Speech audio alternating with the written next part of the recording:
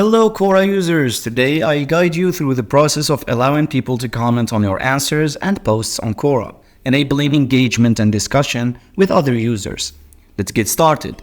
Begin by logging into your Quora account, then navigate your profile by clicking on your profile picture or the profile icon at the top right corner of the page. From the drop-down menu, select Settings, then navigate to Privacy Settings.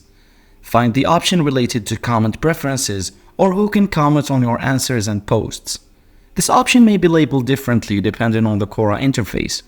Select the option to allow comments from everyone on Quora, and this will enable all users, even those who are not connected with you, to comment under your answers and posts. Once you've adjusted your comment settings, click on the Save Changes or Update button or refresh the page to make sure that the changes have been applied to your account.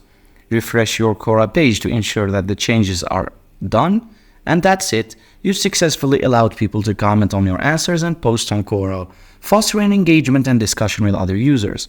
Thanks for watching, and don't forget to subscribe.